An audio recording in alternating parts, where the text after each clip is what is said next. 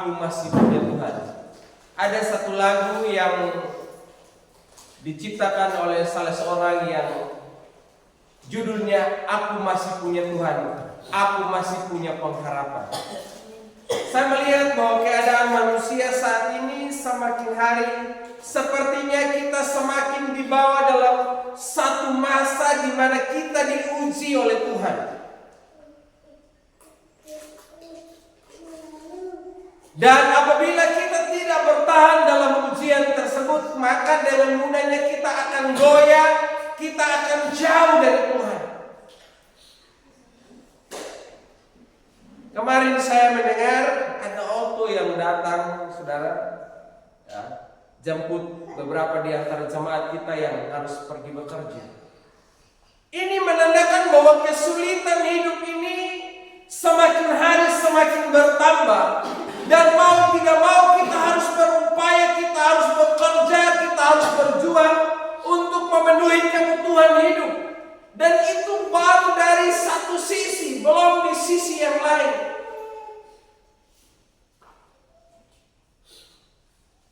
Saya mendengar satu cerita, dan cerita itu saya posting di Facebook saya, saudara. Ada seorang ibu yang melatih anaknya bagaimana anak itu bisa hidup mandiri. Di malam yang gelap gulita, mamanya itu menempatkan anak itu di sebuah kamar yang gelap dan harus sendirian di situ. Sedangkan mamanya ada juga di sampingnya, tapi anak itu tidak tahu bahwa mamanya sedang ada di sampingnya karena malam yang begitu gelap. Anak itu berteriak, menangis, menjerit, memohon pertolongan dari mamanya, dan mamanya juga ada di sampingnya. Ia memang begitu mencintai anaknya dan ingin merangkul, memeluk, mencium anaknya, dan ingin untuk menyalakan lampu. Tapi karena mama ini melatih anaknya bagaimana anak itu bisa hidup mandiri, bisa menjadi anak pemberani, bisa menjadi anak yang hebat, maka dia membiarkan ia menangis, membiarkan ia hidup dalam kegelapan. Sampai pada pagi hari, ketika anak itu sudah bosan menangis, akhirnya dia berhenti sendiri dan dia tidur, saudara. Sampai pagi anak itu bisa tertidur dan di pagi hari ia bisa melihat mamanya lagi. Dari satu cerita ini kita bisa melihat bagaimana Tuhan juga bisa melakukan hal yang sama dengan saudara dan saya. Di saat kita mengalami dilema, mengalami kesukaran, ada begitu banyak orang yang berkata, di manakah Tuhan di saat saya sendirian? Di manakah Tuhan di saat saya mengalami pergumulan? Di manakah Tuhan di saat saya mengalami berbagai persoalan hidup? Ingat, Tuhan selalu ada bersama dengan kita. Karena Yesus tidak pernah mengingkari janjinya. Kalau Bapak Ibu lihat di dalam Injil Matius pasal yang ke-28 ayat yang ke-18 sampai ayat yang ke-20, Tuhan berjanji bahwa Dia akan menyertai kita sampai selama-lamanya, khususnya dalam ayat yang ke-20. Tetapi Dia harus memang mengizinkan kita melewati lembah kekelaman supaya akhirnya kita bisa belajar menjadi orang yang tetap kuat dalam menghadapi hidup ini. Sama-sama kita baca firman Tuhan di dalam Ibrani pasalnya yang ke-13.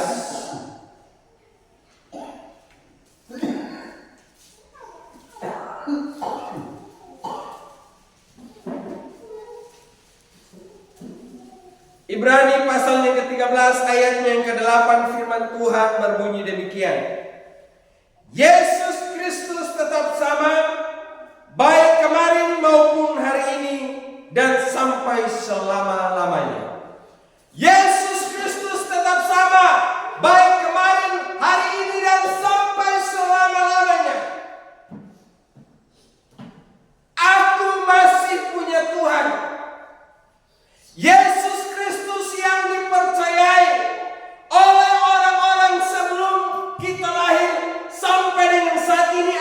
Yesus yang sama yang tidak pernah berubah. Rumput menjadi kering, bunga menjadi layu, tetapi perkataan Tuhan tetap selama-lamanya. Jadi apa yang dicatat di dalam Alkitab itu adalah benar adanya dan tidak pernah berubah. Dan Yesus Kristus itu sendiri adalah firman Tuhan. Kalau saudara baca dalam Injil Yohanes pasal 1 ayat 1, Yesus yang permulaannya dari kekekalan sampai pada kekekalan tidak pernah berubah. Dan Yesus yang kekal itu adalah Yesus yang sama yang saudara dan saya percaya. Dia Tuhan yang tetap sama. Nah, karena Yesus yang tetap sama adalah Allah yang dipercayai oleh orang-orang percaya sebelumnya sampai dengan saat ini, maka saudara, Dia adalah pribadi yang dapat kita andalkan. Yesus sebagai harapan di tengah badai. Amin. Yesus adalah pengharapan di tengah badai. Dalam Injil Yohanes pasal yang ke-16 ayat yang ke-33 juga dikatakan bahwa dalam dunia ini kita akan mengalami berbagai kesukaran. Tetapi ingat, dalam kesukaran itu Tuhan selalu ada bersama dengan kita. Ketika para murid sedang berjalan bersama dengan Tuhan Yesus, mereka mengalami berbagai peristiwa-peristiwa yang hebat. Tetapi ada masanya di mana Tuhan membiarkan juga para murid untuk menyeberang di Danau Galilea. Dan Yesus dengan sengaja melepaskan mereka berjalan sendiri. Yesus tahu mereka mengalami kesukaran. Yesus melihat mereka mengalami peristiwa yang menggoncangkan hidup mereka, di mana saat itu mereka mengalami ketakutan oleh karena badai. Tetapi di saat-saat di mana mereka sudah tidak ada pengharapan, mereka sudah menyerah dan tak berdaya lagi, akhirnya Yesus datang dan menolong mereka. Yesus katakan, "Mengapa kamu khawatir, hai orang yang kurang percaya?" Dan dengan perkataannya dia katakan, "Tenanglah, maka badai itu dapat menjadi tenang." Sama halnya juga dengan hidup saudara dan saya. Dialah pribadi yang selalu hadir, memberikan pengharapan bagi kita di tengah badai, di tengah kesukaran, di tengah kesulitan yang kita alami saat ini. Maka bersandarlah kepada Yesus saja. Ujian mengatakan, pengharapanku hanya Yesus saja. Lagu yang satu juga mengatakan, badai dan gelombang menerpa kapalku, Yesus engkau jurumudiku. Ku takkan tenggelam, ku tak akan goyah, Yesus menopang hidupku. Yesus adalah yang pemegang kendali dalam hidup saudara dan saya. Ya, sama seperti waktu kita latih anak itu berjalan, saudara ya. Kita lepaskan, tapi kita juga sambil berjaga-jaga atas mereka supaya mereka tidak bisa terjatuh. Yesus juga demikian. Kalau Dia pemegang kendali dalam hidup saudara dan saya, maka tidak ada yang perlu kita khawatirkan dalam hidup ini. Amin. Tidak ada yang perlu kita khawatirkan. Hanya terkadang perasaan kita saja yang merasa sepertinya Tuhan tidak ada bersama dengan kita. Hanya karena kita kurang iman, kurang yakin, maka sepertinya Tuhan tidak berbuat sesuatu dengan kita. Padahal sebetulnya Tuhan selalu mengerjakan sesuatu yang terbaik bagi saudara dan saya. Itu yang pertama, saudara. Yesus adalah harapan bagi setiap orang yang mengalami badai. Hal yang kedua adalah sebagai Yesus yang tidak pernah berubah dulu, sekarang, dan sampai selama-lamanya, maka Dialah kekuatan di dalam segala kelemahan kita. Mari kita baca sama-sama di dalam kitab Filipi pasal yang keempat ayat yang ke-13. Filipi pasal 4 ayatnya yang ke-13, demikian bunyi firman Tuhan. Segala hal dapat kutanggung di dalam Dia yang memberi kekuatan kepadaku. Beberapa terjemahan Alkitab saudara berbeda dengan terjemahan Alkitab saya. Ini karena terjemahan baru versi 2 ya. Segala hal dapat kutanggung di dalam Dia yang memberikan kekuatan kepadaku. Ya. Ada banyak kelemahan yang kita miliki sebagai manusia,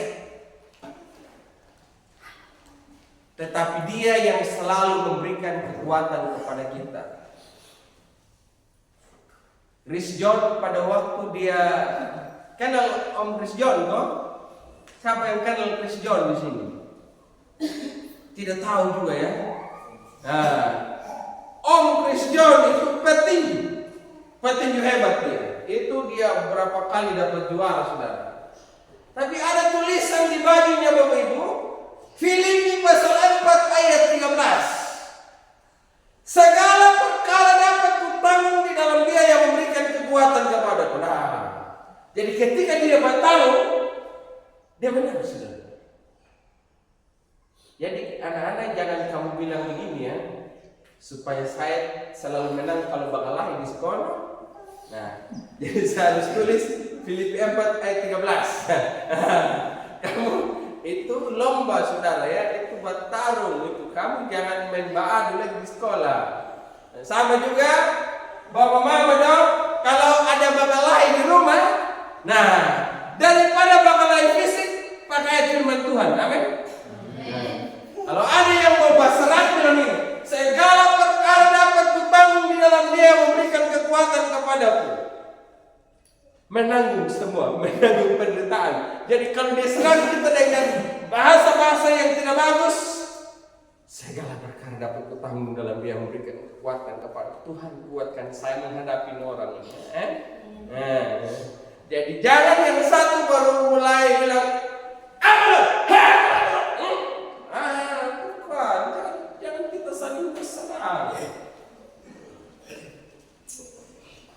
Kita manusia ini, firman Tuhan pada mana makan?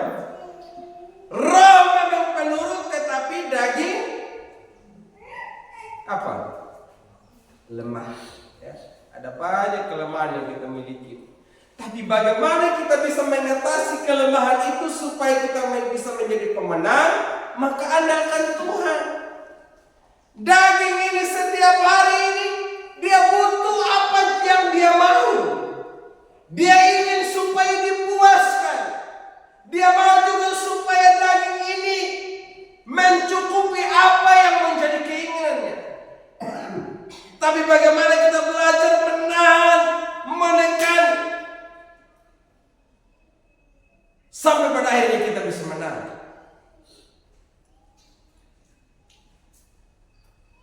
Jadi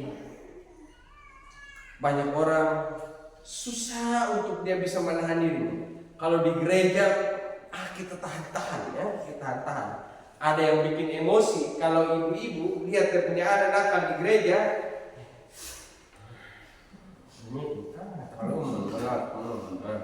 Jadi waktu anaknya itu dia nangis, dia keliaran ini. Sampai kalau ya dia mau. Anak kenanya ya kembali ya kalau penurun. Mulai bereaksi. Di gereja kita pikir dia sudah mulai rohani, dia tahan-tahan diri ya. Tapi sampai di rumah itu baru mulai bereaksi kembali. Itu bukan melawan kelemahan lagi, cuma menahan sementara. Sama seperti kalau kita minum obat. Minum obat itu bukan mematikan penyakit, tapi cuma menahan sementara. Jadi saya tandai memang ibu-ibu dong itu yang muka-muka kurang baik di gereja itu. Kayak agak baik di gereja, tapi kalau pulang di rumah selain ya. Sama juga kalau kita menghadapi orang lain ya. Kita lihat yang Anda mutahi yang Anda bertutubang kita mulai satu kali dia buat kita terluka ya, kita biarkan itu. Tapi kalau sudah berulang kali kita mulai bilang, ada media buat nabok. Ya apa ini dia kan? Mulai dia pakai firman Tuhan betai. Ya apa ini dia kan? Paning madangan lau maala na piti wawa menjadi padanga. Sampai meja-meja berhormat. Artinya saudara supaya jangan mengantuk begitu ya. Sampai dia tanda-tanda. Ini pertanda bahwa Tuhan juga emosi.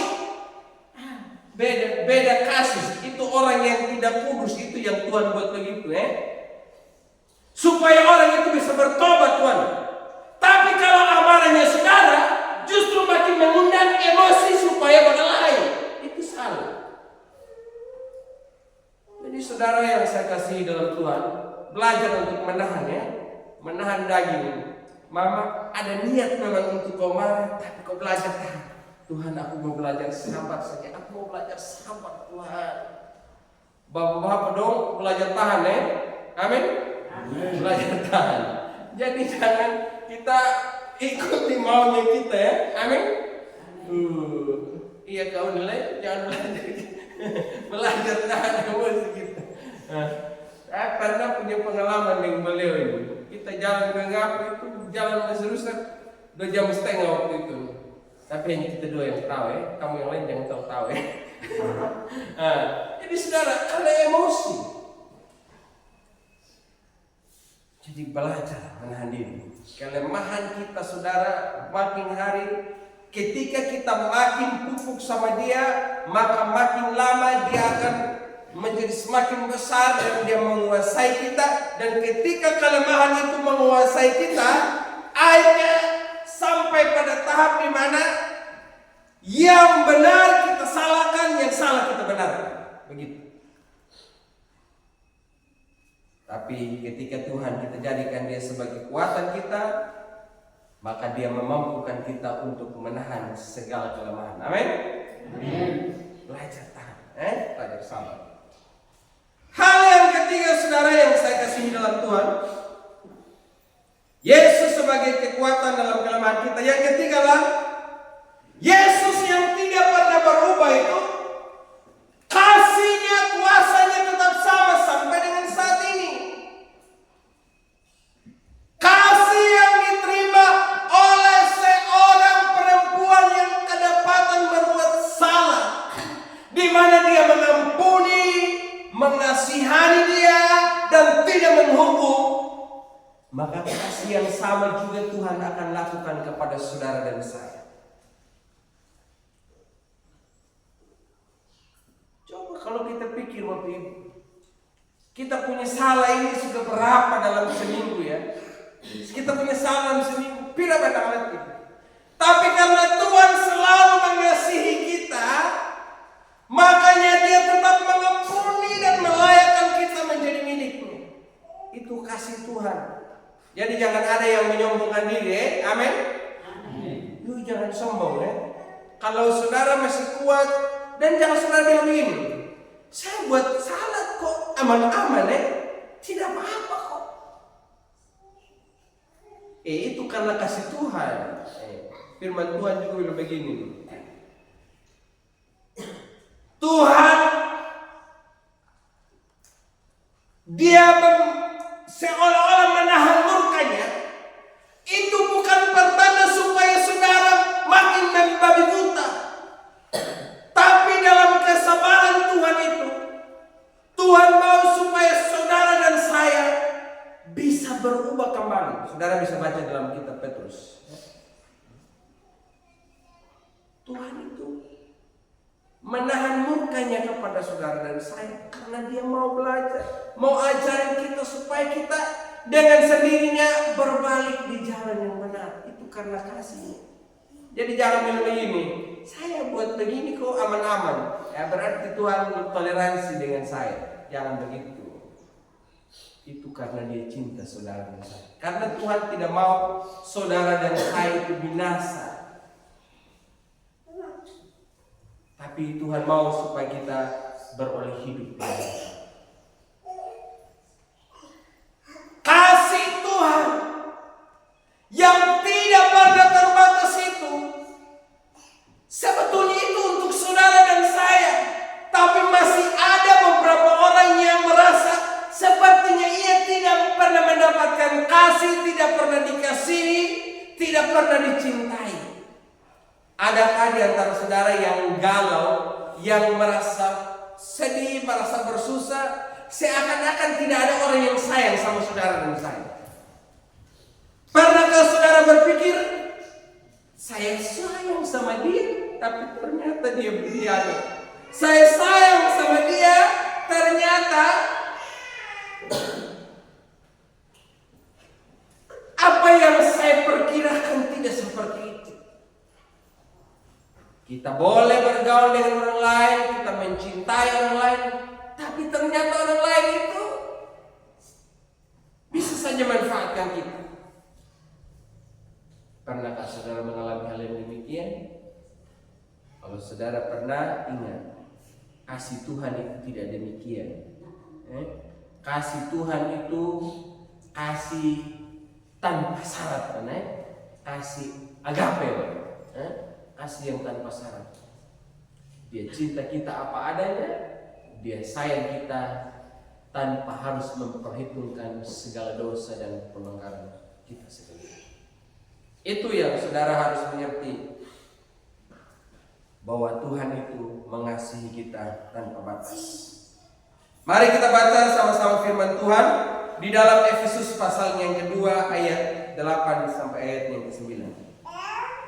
Efesus pasal yang kedua ayat 8 sampai ayat yang ke-9. Demikian bunyi firman Tuhan. Sebab karena anugerah kamu diselamatkan oleh iman, itu bukan hasil usahamu, tetapi pemberian Allah. Itu bukan hasil pekerjaanmu, supaya tidak ada orang yang memegahkan diri. Hanya karena kasihnya. Tapi ingat, kasih itu kita bisa dapatkan dengan iman. Yesus yang tidak pernah berubah, dulu, sekarang, dan sampai selama-lamanya, dia bisa memberikan pengharapan bagi saudara. Dia bisa memberikan kekuatan yang baru kepada kita. Dia bisa menyatakan kasihnya pada kita apabila saudara beriman. Jadi lu jangan pikir gratis ya. Memang tidak dibayar, tapi bayar dengan iman. Makanya saudara harus percaya sama Tuhan. Yang di sebelah kanan saya, saudara percaya sama Tuhan? Percaya seperti apa yang kamu miliki? Pokoknya itu percaya begitu. Pokoknya saya percaya Tuhan Yesus yang lahir, dia mati dan bangkit bagi kita, itu sudah. Saya sudah Kristen. Bukan sekedar begitu, tapi saudara punya hubungan yang lebih pribadi dengan dia. Dan saya itu pergumulan tinggi sama saudara ya. Saya betul pergumulan. Standar kita untuk dekat dengan Tuhan itu masih sangat jauh. Masih jauh.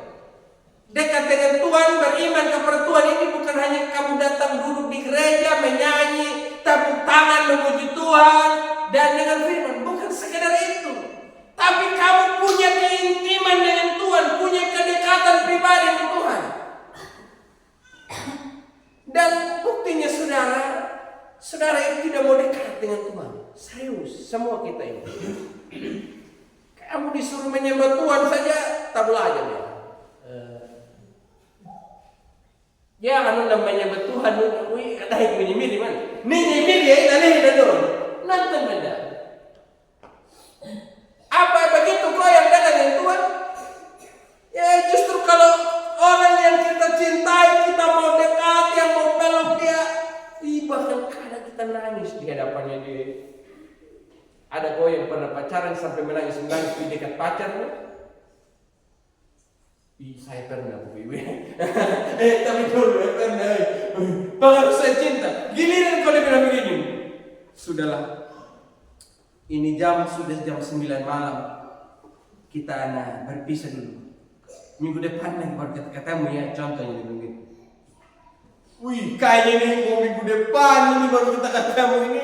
Kayaknya begitu lama sekali.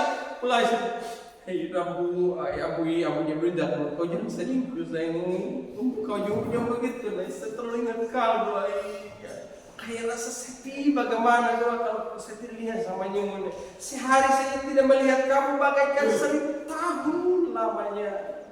Kau tidak tahu. Setiap hari itu saya bayang muka, betul. Tiap malam kalau saya tidur saya selalu mimpi. Kalau saya mimpi kadang saya balik bantal.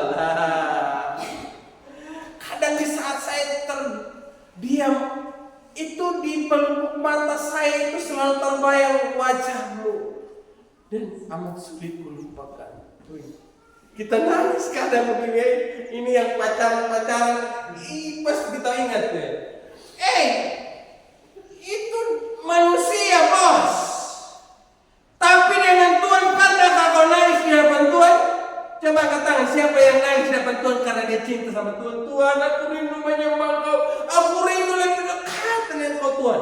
Ada yang pernah nangis?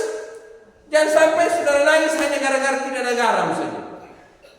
Ini kita bilang, Papa tidak ada garam lagi. Iya, pagi bebulah ingin duit yang hebat kewang. Mata kali kau ada Pak? Ini ngangrin dari me. Pero nanti tayo manapin pa orang me. Kusutuan mo. Ya aku buahnya alik nuklat. Panim ginaman tan mama. Ya aku buahnya alik nuklat di amal dan pembinuan anak-anak. Lu ini nangis gimana ya? Dengan Tuhan kau tidak bisa nangis. Oh dengan yang lain untuk tidak ada mandi kita ya. Oh ada yang belum besar terbalik itu ya. Itu sudah. Kadang itu nangisnya kita itu hanya karena pergumulan hidup, tapi nangis karena kau cinta Tuhan tidak pernah. Jujur saja, betul atau betul? Iya. Tapi ini kita suruh mulai ubah ini kok. Iya toh yang lain yang seumuran dengan saya ini suruh ubah ini. Itu uban itu tanda kau sudah mulai tua. Tapi tua tidak pernah dekat dengan Tuhan. Jadi apa ini? Jadi harus dekat dengan Tuhan. Itu pergumulan saya saudara ya. Pergumulan untuk diri saya sendiri dan pergumulan saya untuk saudara sekalian. Kalau kamu mati tanpa Tuhan, tanpa dekat dengan Tuhan, jadi apa ini hidupnya? Amin. Semua pemberian yang terbaik dari Tuhan itu kita bisa dapatkan kalau kita beriman kepada Dia, kita percaya punya kedekatan dengan Dia. Jadi bukan hanya sekedar percaya, bukan sekedar beriman, tapi punya hubungan yang intim dengan Tuhan. Aku masih punya Tuhan. Jikalau saudara percaya sama Tuhan, maka apapun yang menghadang hidup kita setiap hari, engkau bisa berkata, aku masih punya Tuhan. Saudara boleh makan sayur tanpa garam, tidak apa-apa, asal aku punya Tuhan. Kan lagu sekolah minggu bilang begini, keliling sana sini dalam dunia ini, tiada satu nama yang manis dan lembut. Biar ku miskin ilmu uang tidak punya, tapi ku punya Yesus senang selamanya. Biar ku miskin uang, biar ku miskin ilmu, asal ku punya Tuhan. Betul? Kita senang selamanya. Atau saudara tak beriman dan iman banyak. Ada yang bilang begini, lu ala gereja, matutur la gereja, merela PA, dia aja makan lurin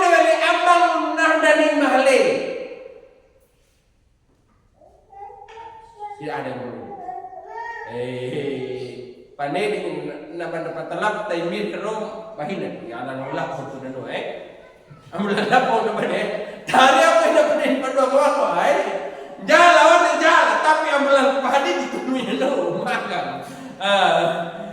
Jadi saudara, kalau di sekolah ini biar miskin uang tidak punya, tapi punya selamanya. Tapi mengapa waktu kau masuk remaja, itu tadi waktu kau masih jadi di sekolah ini bilang ini biar miskin ilmu uang tidak punya uang baik. Waktu engkau mulai beranjak jadi remaja, kau mulai pakai lipstik, mulai bergaya, tidak ada kau punya bedak, kau mulai pergumulan. Biar kau tidak punya Tuhan, asal punya uang, mulai terbalik. Makanya ada begitu banyak anak muda, anak remaja, taunya kerja saja, tapi tidak tahu gerak. Mulai berubah. Itu masa engkau jadi pemuda dan remaja. Makin tua lagi tambah sembrono. Bukan sekedar kau dari Tuhan, tapi makin sembrono. Makanya kalau kita lihat ini saya, Kakak Udes, beberapa orang ini yang seangkatan dengan saya dulu, Bapak Alga dulu ya. Waktu kita masih anak pemuda, kita banyak. Sekarang coba cek kita punya kawan-kawan pemuda sekarang yang punya istri, punya laki semua. Itu tidak tahu gereja lagi. Itu mulai tua, mulai tambah sembrono. Sampai pada akhirnya kau hanya tahu baca cerita. Jadi tahu apa? Lah zaman beberapa abang lah gereja lain wahanu bakal beberapa tapi nahwa kaduma. Pemahaman buki budin, ya kapnya manusia jarak konten jadi punan. Amin. Jadi saudara itu, tolong dengan rendah hati saya mohon saudara-saudara tolong. Pikir baik-baik sama Tuhan hidup ini penuh kesulitan. Semua boleh kita tidak miliki asal kita punya Yesus itu sudah cukup buat kita. Setiap hari kalau kita punya pergumulan, kau tidak punya anak yang bisa urus kau dengan baik, tidak apa-apa bilang, kamu tidak urus sama saya, tidak apa-apa, yang penting aku masih punya Tuhan. Kita mengalami kekurangan, kita bilang begini, tidak apa-apa, yang penting aku punya Tuhan. Orang lain boleh tinggalkan kita, yang penting kita katakan aku masih punya Tuhan. Papa mama kita boleh tinggalkan kita, keluarga kita tidak hiraukan kita, tapi selalu engkau katakan pada dirimu, aku masih punya pengharapan karena aku punya Yesus. Amin. Amin. Kalau ini yang kita selalu pegang teguh, sesulit apapun perjalanan hidup yang kita hadapi ke depan, kita akan tatap masa depan kita dengan penuh kebahagiaan. Karena yang kita pandang bukan masalah, tapi yang kita pandang hanyalah Yesus. Kita harus belajar seperti apa kata lagu. Ku pandang hari esok dengan segala harapan. Kita harus pandang hari depan kita ada pengharapan karena kita punya Tuhan.